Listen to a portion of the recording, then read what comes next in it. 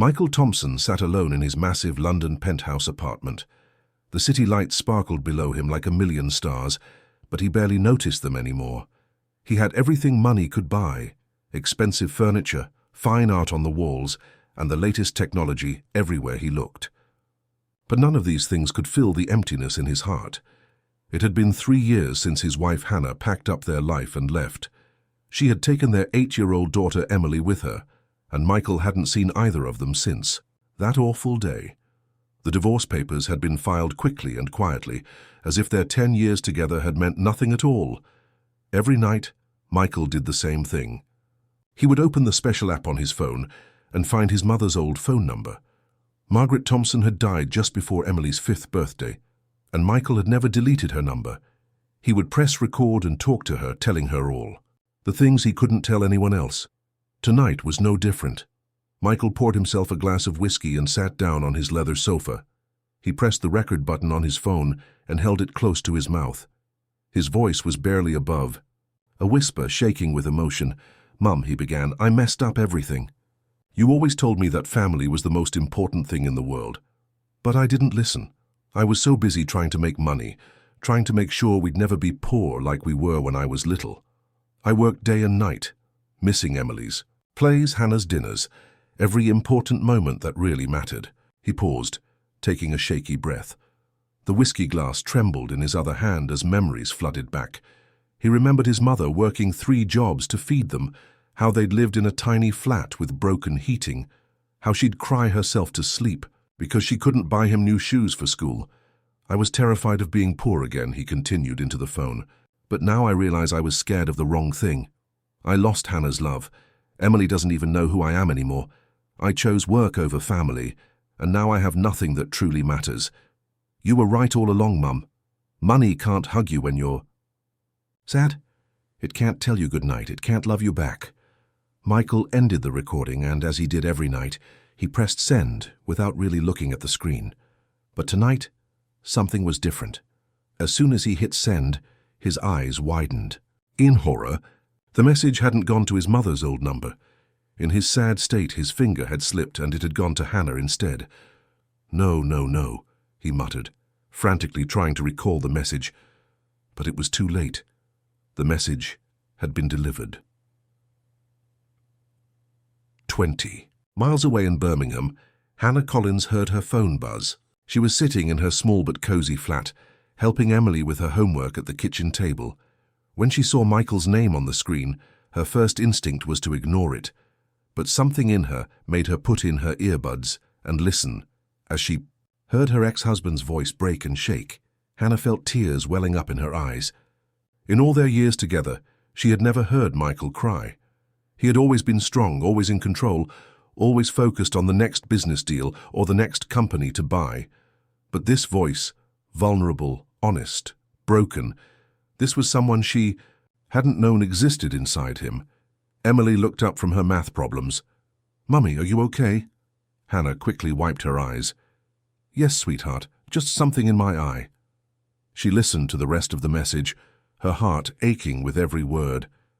Michael had finally understood what she had tried to tell him for years, that love was worth more than money, that family was worth more than success. When the message ended, Hannah sat in silence for a long time. Her finger hovered over the keyboard as she debated what to do. Part of her wanted to ignore it, to let Michael deal with his guilt alone. After all, he was the one who had chosen work over them again and again. But another part of her, the part that still remembered the man she had fallen in love with 15 years ago, knew that his mother would want him to try to fix this.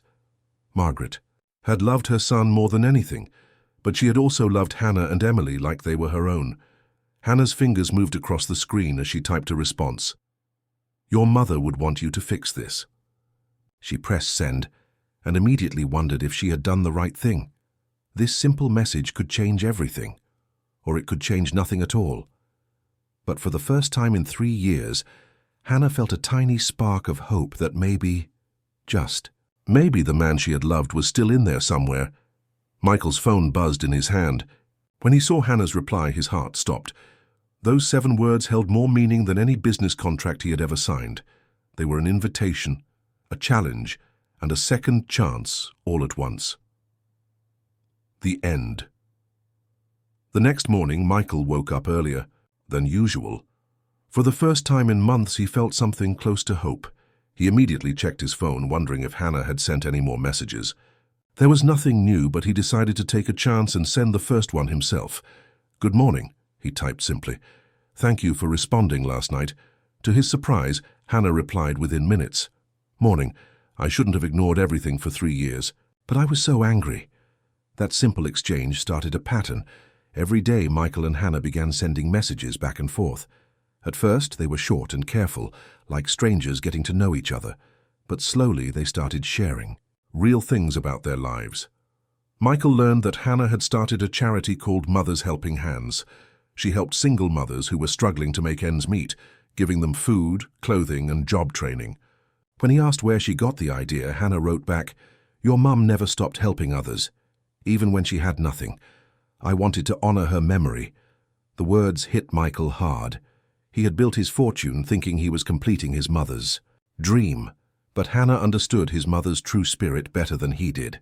Hannah discovered things about Michael too. One day she asked what had happened to all of Emily's childhood drawings and paintings. Michael sent a photo in response. His office walls, usually covered with business awards and newspaper features, were now decorated with Emily's colorful drawings. There were stick figures labeled Mum, Dad, and Me. There were drawings of their old house with a big garden. There were even crayon pictures of dragons and unicorns. "I kept every single one," Michael wrote. "Sometimes I talk to them when I miss her too much." Hannah stared at the photo for a long time, tears in her eyes. She had thought Michael didn't care about these simple family memories, but he had treasured them all along. One afternoon, Hannah mentioned something that changed everything. "Emily's really into chess now. She joined the school club last month. Says playing the game makes her feel connected to you somehow." Michael's vision blurred as he read those words. Chess had been one of his few passions as a child. His mother had bought him a cheap plastic chess set at a charity shop when he was 10, and he had taught himself to play using library books. He had tried to teach Emily when she was younger, but work had always interrupted their lessons. Would she maybe want to play with me online?" he asked tentatively. Hannah hesitated before responding. "I'll ask her. But Michael, please don't hurt her again. She's been through enough." That evening, Hannah gently approached Emily while she was doing her homework. "Emily, sweetheart, I was talking to your dad today. He heard you like chess now. Would you maybe want to play a game with him online?" Emily's pencil froze in her hand. She didn't look up. "Is he too busy with work?" "He says he'd really like to play with you," Hannah said carefully. Emily was quiet for a moment. Then she nodded slowly. The first chess game was set up for the next evening. Michael was more nervous than before any business meeting. When Emily's avatar appeared online, his hands shook as he moved his first piece. They used the chat feature to communicate. "Hi, Emily, it's Dad." "Hi." The silences between moves felt endless. Michael wanted to say so much, but he didn't know where to start. He focused on the chess moves instead, watching Emily's strategy. She was good, much better than he expected. She had clearly been practicing. A lot. After several more quiet games over the following days, Emily began asking small questions. "Dad, why do you like chess?" "It's a game where you have to think ahead," Michael answered. "But more importantly, I like it because my mum bought me my first chess set. She said smart people need smart games." Grandma Margaret was smart. Yes, she was, and so are you. This small conversation felt like a breakthrough. During their fifth game, Emily asked the question Michael had been dreading, but knew would come. "Why did you leave us, Daddy?" Michael stared at the screen, his chess piece hovering over the board. He knew he couldn't give a simple answer. He had to be honest. "I was scared, sweetheart," he finally typed. "When I was your age, we were very poor. Grandma worked very hard so we could have food and a place to live. When she died, I promised myself I would never let anyone I loved suffer like that. I thought making lots of money would keep you and Mummy safe, but I was wrong. My fears made me push away the people I loved most. I thought if I worked harder, I'd be a better dad. Instead, I wasn't there at all." There was a long pause. Then Emily wrote, Mummy says fear can make people do strange things. Your mummy is very wise. I missed you, Daddy. I still miss Grandma. Too. I miss you both so much, Emily. I made terrible mistakes. I can't change the past, but I want to try to be better now. Emily moved her queen and captured his knight. Checkmate, she wrote. Michael smiled through his tears. Well played, sweetheart. Want to play another game? Yes, please, Daddy. As they set up the pieces for another match, Michael felt something he hadn't felt in years. A real connection. There with his daughter. It wasn't fixed, not by a long shot, but they were building something new, move by move, conversation by conversation. And for the first time since Hannah had left, Michael believed that maybe, just maybe, there was a chance to bring his family back together. The end after. 3 months of online chess games and daily messages, Emily had improved dramatically at the game. She was so good that her school chess club teacher recommended her for a regional tournament in Manchester. Hannah had told Michael about it during one of their evening chats. I know she'd love you to be there, Hannah had written. But I understand if it's too much pressure.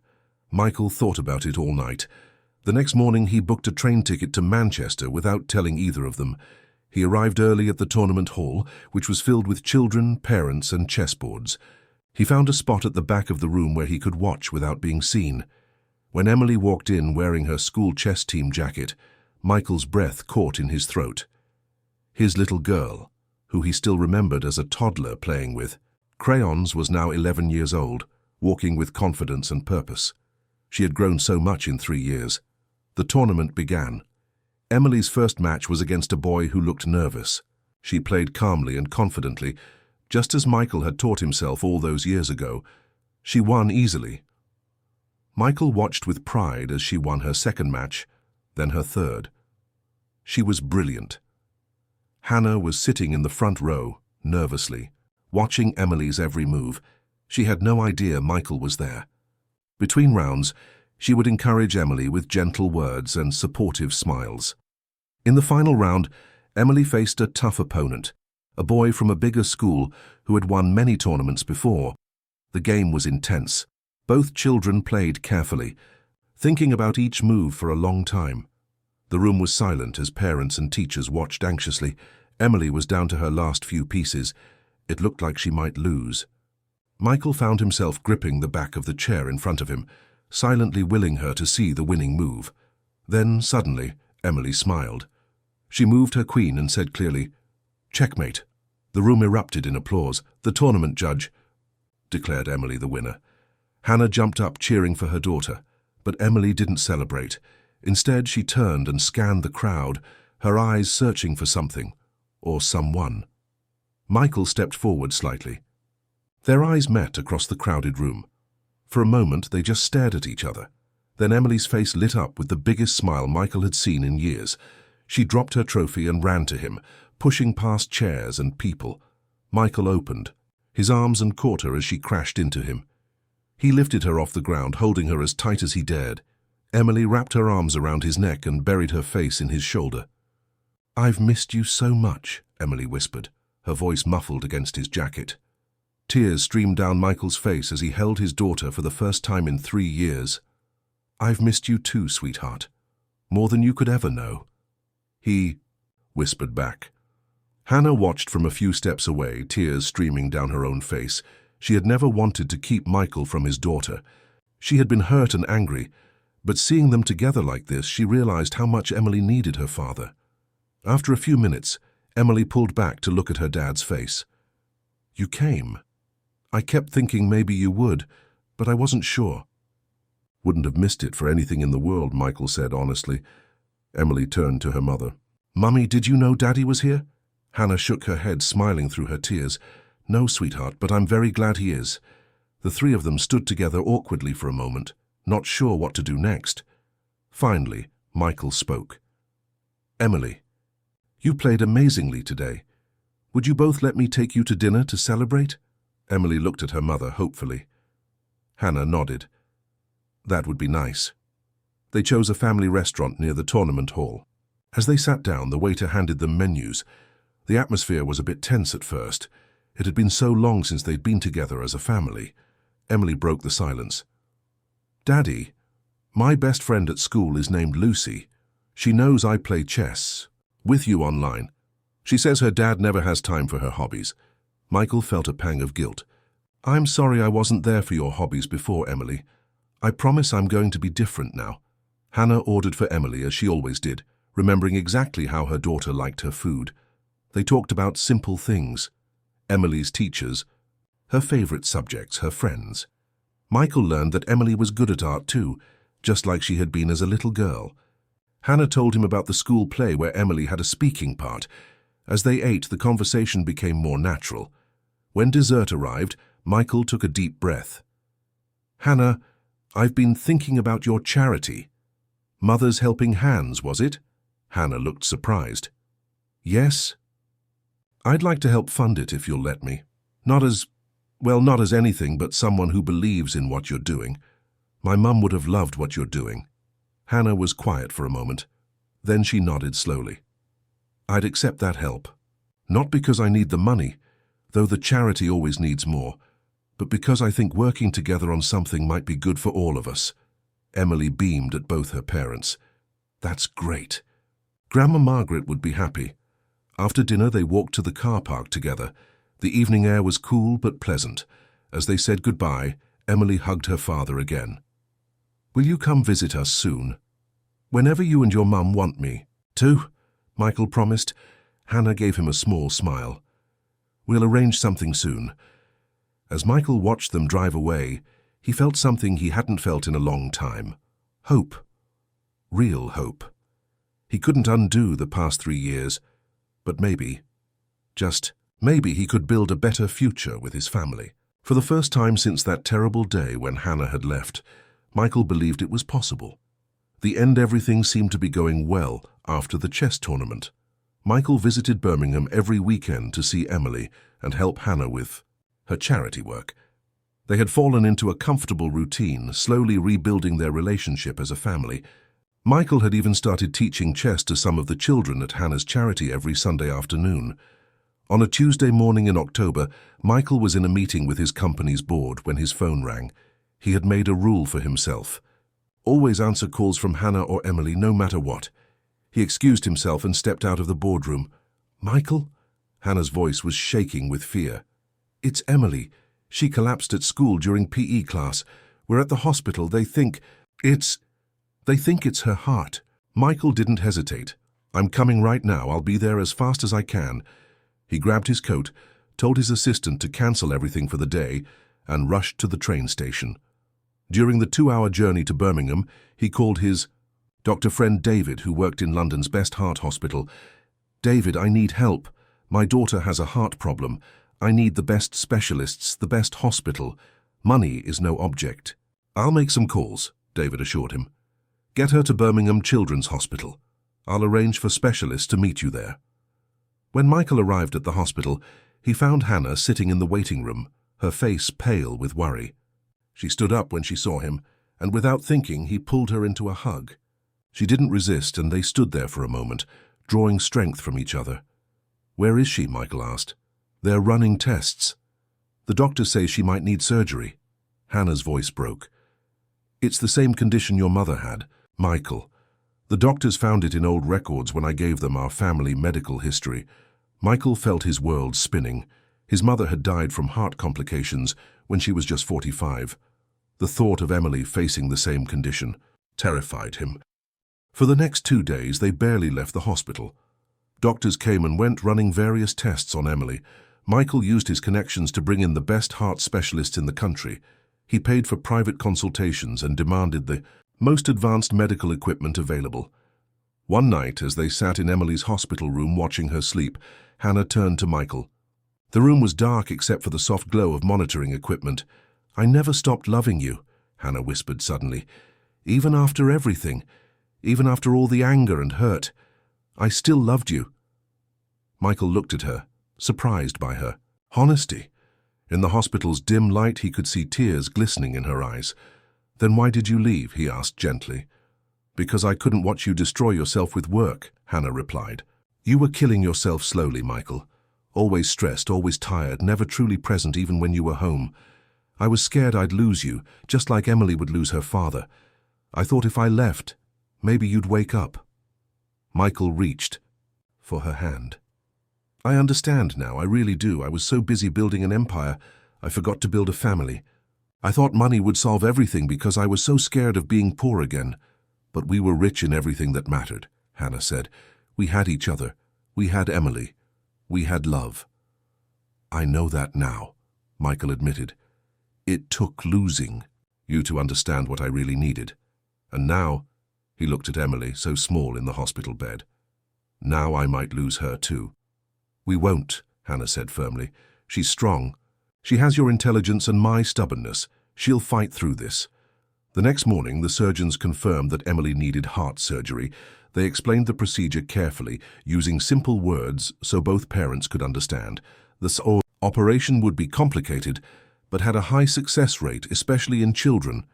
Michael wanted to pay for Emily to have the surgery at the most expensive private hospital in London, but Hannah convinced him that Birmingham Children's Hospital was just as good.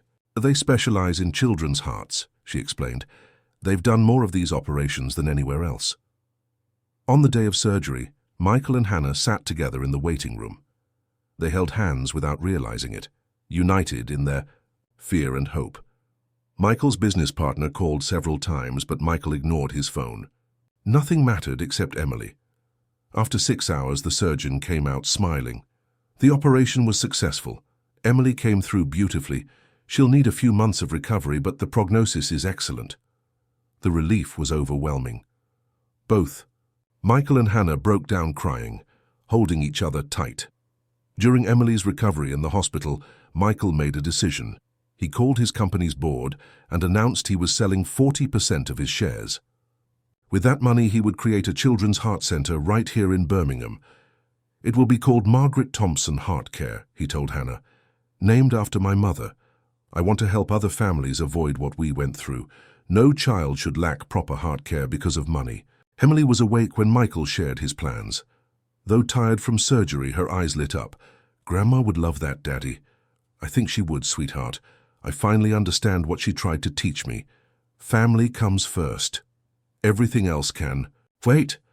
As Emily recovered over the following weeks, Michael split his time between the hospital and setting up the heart center.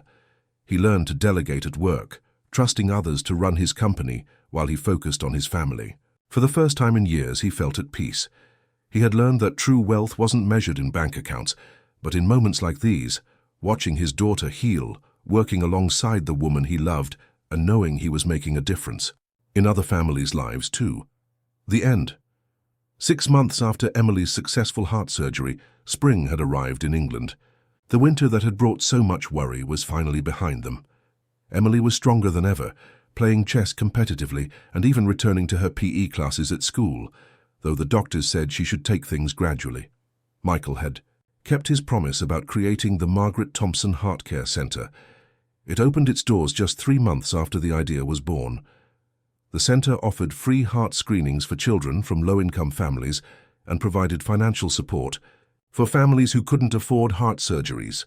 Michael hired the best doctors and made sure every child received the same level of care, regardless of their parents' ability to pay. Hannah's charity, Mothers Helping Hands, had grown significantly with Michael's support. They now had 3 locations across Birmingham, helping hundreds of single mothers each month. Hannah and Michael often worked side by side at the charity, organizing food drives and job training sessions. One Sunday morning in April, Michael found himself sitting in Hannah's garden, helping Emily plan their small vegetable patch. The sun was warm on their faces, and birds sang in the nearby trees. It felt peaceful and real, so different from his lonely penthouse life. "Dad," Emily said, looking up from the soil where she was planting tomato seeds, "when are you and Mum going to get married again?" Hannah nearly dropped her watering can. She and Michael had been growing closer, spending more time together, but they hadn't talked about remarriage. They shared a look across the garden. "That's a big question, sweetheart," Michael said gently. "Mrs. Watson at school said that when people love each other and forgive each other, they should get married. You and Mum do love each other, right?" Hannah sat down next to them. "Mrs. Watson might be onto something," she said softly. Michael reached for Hannah's hand. "I think Emily's right. What do you think, Hannah? Want to give marriage another try?" Hannah smiled, tears glistening in her eyes. "I think we're already a family, but yes, I'd like to make it official again." They decided on a small wedding in the English countryside, far from the business world that had once consumed Michael's life. On a beautiful June morning, beneath an old oak tree on Hannah's brother's farm in Yorkshire, they gathered with close family and friends to exchange vows for the second time. Emily wore a light blue dress and carried a bouquet of wildflowers.